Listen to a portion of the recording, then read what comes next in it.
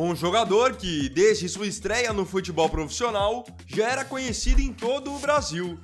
Seu talento impressionante chamou a atenção até mesmo do Rei Pelé. Com uma habilidade invejável, muitos acreditavam que ele se tornaria o melhor jogador do mundo. Estamos falando de ninguém mais e de ninguém menos que o Robinho, um dos jogadores mais habilidosos do século XXI. No entanto, as suas más escolhas na carreira e principalmente fora de campo fizeram com que ele passasse de ídolo a um dos mais odiados na história do futebol brasileiro. No vídeo de hoje, eu irei te contar como o Robinho destruiu o seu próprio nome no futebol mundial.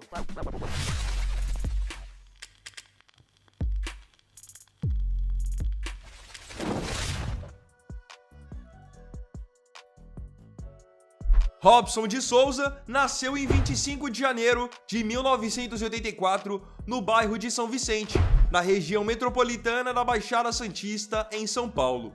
Seus pais, Gilvan de Souza e Marina, enfrentavam muitas dificuldades financeiras, mas sempre batalharam para garantir o sustento da família. Mesmo com todo o esforço, a situação era complicada. Seu pai trabalhava como segurança e sua mãe como empregada doméstica. Muitas vezes, eles dependiam de doações de parentes e vizinhos para manter a casa. Apesar das dificuldades, a educação sempre foi prioridade na criação de Robinho. Isso teve um impacto direto em sua trajetória no futebol. Desde cedo, ele entrou em uma escolinha de futebol em seu bairro e rapidamente se destacou com sua habilidade fora da média. Com o tempo, ele foi ganhando notoriedade e chamando a atenção. Jogando pelo Portuário, outro clube local, ele despertou o interesse de olheiros de grandes times do Brasil. Entre esses clubes, o Santos foi o que mais apostou em seu talento. Convidado para testes, Robinho brilhou logo de cara e foi integrado às categorias de base do clube, iniciando sua jornada para chegar ao futebol profissional. Após ter se destacado nas categorias de base, Robinho finalmente chegou ao time profissional do Santos em 2002, e rapidamente se tornou um dos principais jogadores do futebol brasileiro. Com sua habilidade, dribles desconcertantes e carisma dentro de campo, ele conquistou torcedores de todo o país. Durante sua primeira passagem pelo Santos, Robinho foi peça fundamental nas conquistas do Campeonato Brasileiro de 2002 e 2004.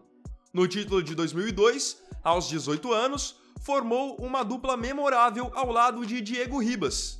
Na final contra o Corinthians, ficou eternizado ao aplicar 8 pedaladas sobre Rogério, levando ao pênalti que abriu o caminho para a vitória por 3-2 e ao título nacional. Já em 2004, assumiu ainda mais protagonismo, sendo o grande nome da equipe comandada por Vanderlei Luxemburgo. Com um futebol vistoso, foi artilheiro do time no Brasileirão com 21 gols e liderou o Santos ao bicampeonato, superando o time do Atlético Paranaense. Vale mencionar que em novembro de 2004, enquanto brilhava nos gramados, Robinho passou por um momento difícil fora deles. Sua mãe, Marina da Silva Souza, foi sequestrada em São Vicente e ficou em cativeiro por 41 dias antes de ser libertada. O episódio abalou bastante o jogador, que chegou a se afastar dos campos durante a negociação pela liberdade da mãe. Felizmente, sua mãe foi resgatada sem ferimentos e ele pôde retornar ao futebol. O Brasil se apaixonou por Robinho, não só por seu talento, mas também pelo seu estilo de jogo irreverente. Ele era um jogador leve, rápido, com um drible curto e muita criatividade. Suas famosas pedaladas viraram marca registrada, especialmente depois da final contra o Corinthians em 2002. Além disso, sua postura alegre dentro de campo e o carisma com a torcida o transformaram em um dos grandes ídolos do futebol brasileiro no início dos anos 2000. Em 2005, após ter sido campeão brasileiro com o Santos e ter destaque no futebol nacional, Robinho foi vendido para um dos maiores times do mundo, o Real Madrid, iniciando então sua trajetória no futebol europeu.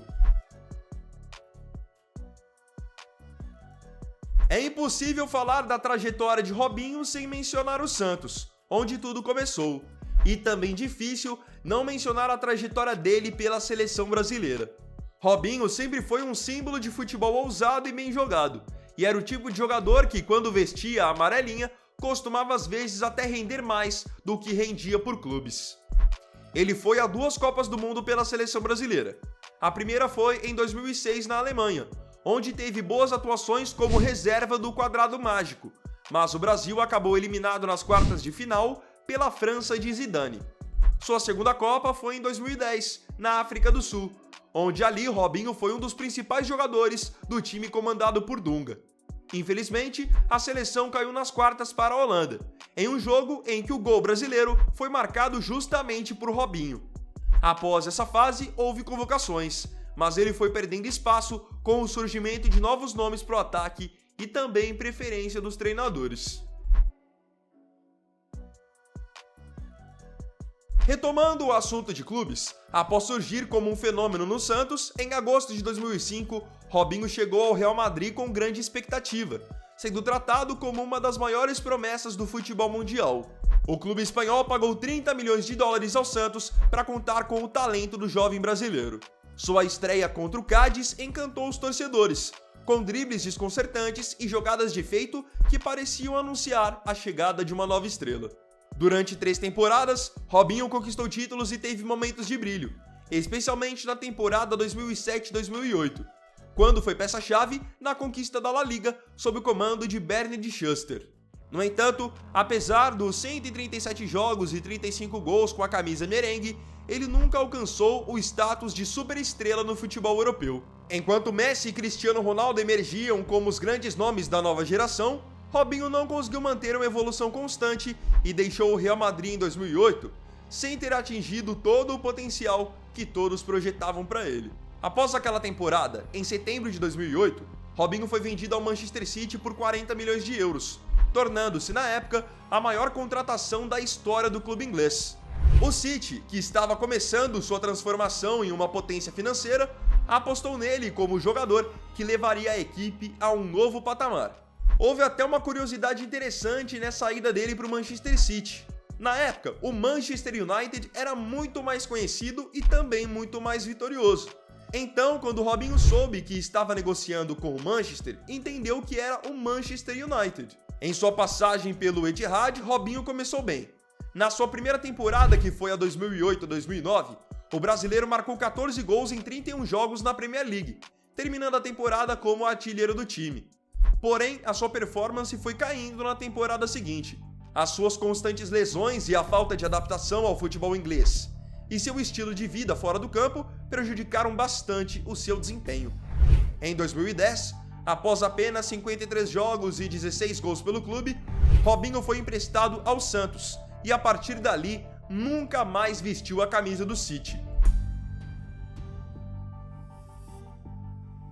A segunda passagem de Robinho pelo Santos aconteceu no ano de 2010, quando ele retornou ao clube por empréstimo do Manchester City. Sua reestreia foi marcada por um gol de letra contra o São Paulo no Campeonato Paulista. Robinho rapidamente se encaixou no time, que contava com jovens talentos como Neymar e Ganso. No fim, ele acabou ajudando a lapidar esses jovens jogadores e também foi peça importante para o Santos vencer naquele ano o Campeonato Paulista e a Copa do Brasil, título até então inédito na história do Santos. Após o término do empréstimo, o Robinho retornou ao Manchester City, mas como eu havia falado, não jogou mais pelo time inglês. Após ter voltado ao City, ele logo decidiu que não continuaria no clube, o clube também não queria mais continuar com ele e foi aí que apareceu um gigante interessado em sua contratação, o tradicional Milan, que na época apostou no brasileiro para tentar reviver dias de glória no futebol europeu. Robinho chegou ao Milan cercado de expectativas.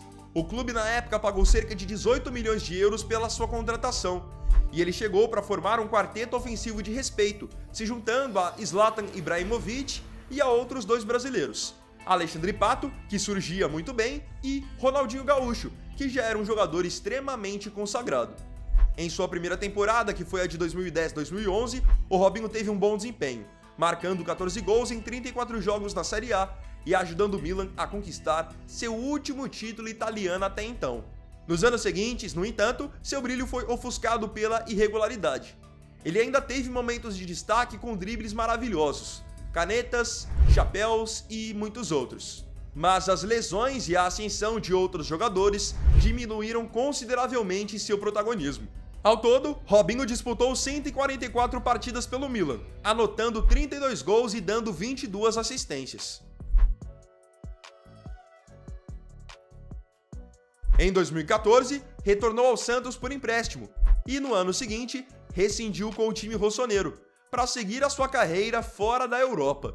Após ter deixado o Milan, o Robinho teve essa passagem pelo Santos por empréstimo, que não foi tão marcante quanto a passagem que ele tinha tido em 2010.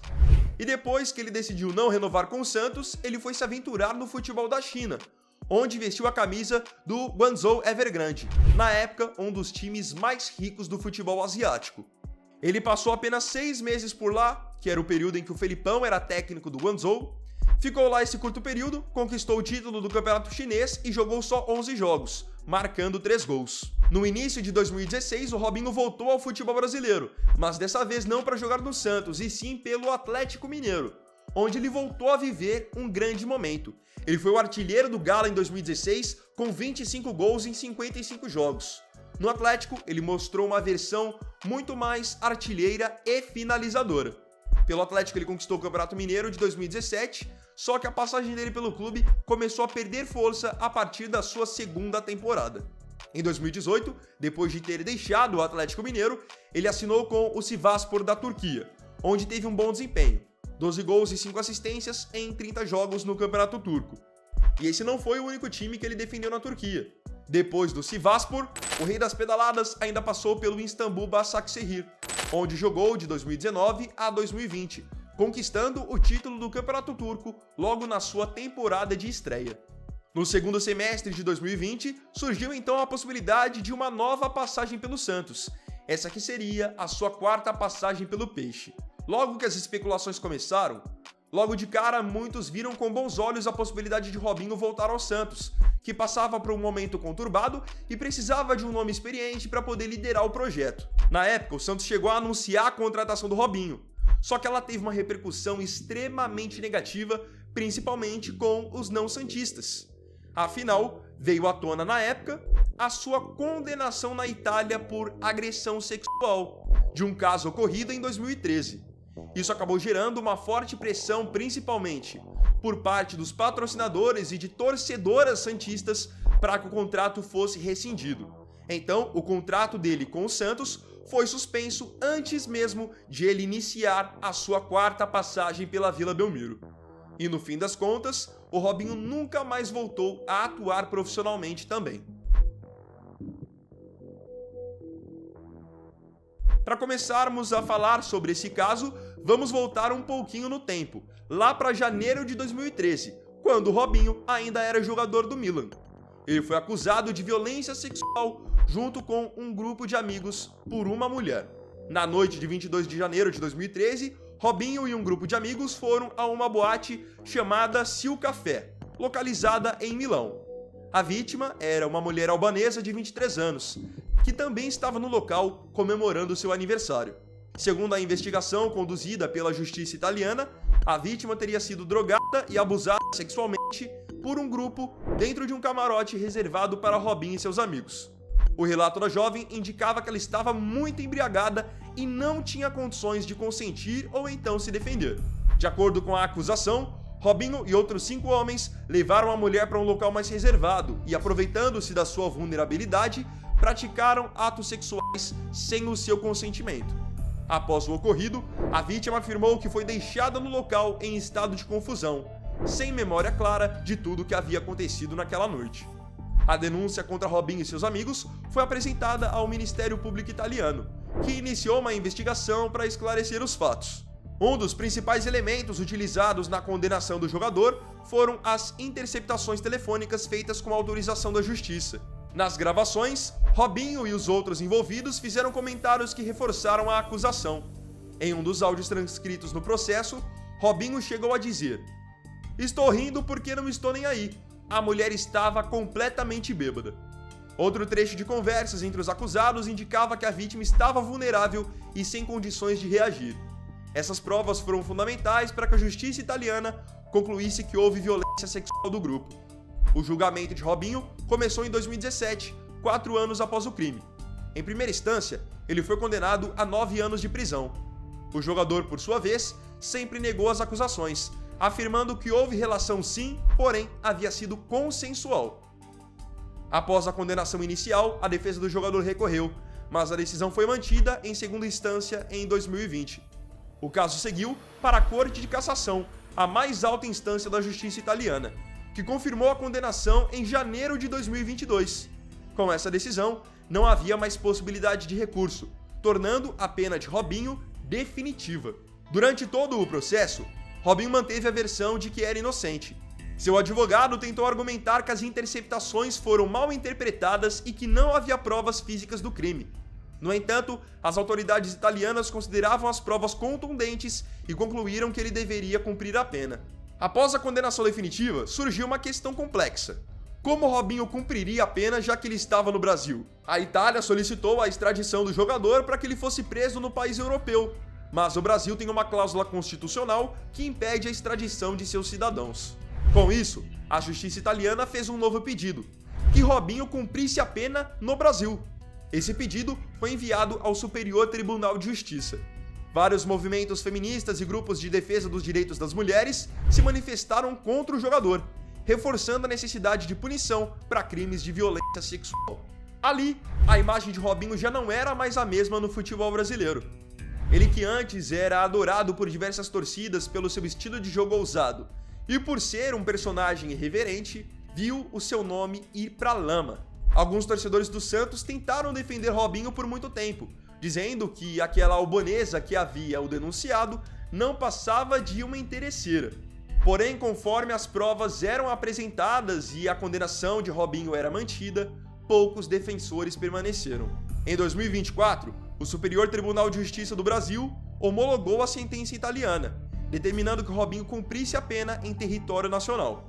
Foi aí que, em 21 de março de 2024, ele foi preso em Santos e transferido para a penitenciária Dr. José Augusto César Salgado, conhecida como P2 de Tremembé, localizada no interior do estado.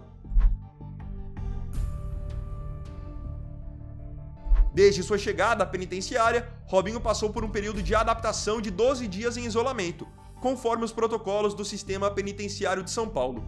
Após essa fase, foi alocado em uma cela comum de aproximadamente 8 metros quadrados, que compartilha com um outro detento. Para ocupar seu tempo e buscar a remissão da pena, Robinho engajou-se em diversas atividades oferecidas pela instituição.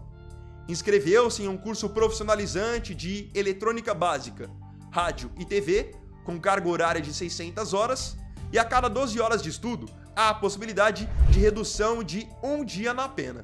Ele participa também de grupos de leitura e realiza leituras individuais, focando em temas religiosos e de desenvolvimento pessoal. A cada livro concluído e resenhado, ele pode obter a remissão de 4 dias da pena. Durante o período de banho de sol, Robinho joga futebol com outros internos 1 ou 2 vezes por semana, utilizando bolas não profissionais e sem uniformes específicos. Além disso, ele frequenta a academia ao ar livre disponível na penitenciária. Recebe visitas regulares de familiares, incluindo sua esposa e filhos, conforme as normas da instituição. A defesa de Robinho tem, em meio a tudo isso, buscado alternativas legais para minimizar o tempo de reclusão. Uma das tentativas foi a reclassificação do crime de estupro de hediondo para comum, o que permitiria a progressão de regime após o cumprimento de 20% da pena. Contudo, esse pedido foi negado pela justiça brasileira, mantendo a necessidade de cumprimento de 40% da pena para a progressão de regime. Em outubro de 2024, o Superior Tribunal Federal retomou o julgamento dos pedidos de liberdade apresentados pela defesa de Robinho. Até o momento, a maioria dos ministros votou contra a concessão de habeas corpus, indicando que o ex-jogador deverá continuar cumprindo sua pena em regime fechado. Diante desse cenário, Robinho deverá permanecer encarcerado até cumprir o tempo necessário para pleitear a progressão de regime, o que, considerando a pena de 9 anos, corresponde a aproximadamente 3 anos e 7 meses em regime fechado. Até lá, ele continuará participando das atividades disponíveis na penitenciária, visando a diminuição da pena. Robinho foi, por muitos anos, um dos jogadores mais promissores do futebol brasileiro, encantando torcedores com seu talento e habilidade dentro de campo. No entanto, sua trajetória foi completamente manchada pelo crime que cometeu. Condenado por estupro, ele não apenas destruiu sua própria carreira, mas também envergonhou o esporte que um dia o consagrou. Antes amado e idolatrado por quase todas as torcidas do Brasil por seu carisma e sua irreverência, Robinho será agora sempre recordado como um exemplo de como escolhas erradas e falta de caráter podem arruinar até mesmo as carreiras mais brilhantes. Sua história serve como um alerta de que talento e brilho nunca serão justificativas para impunidade.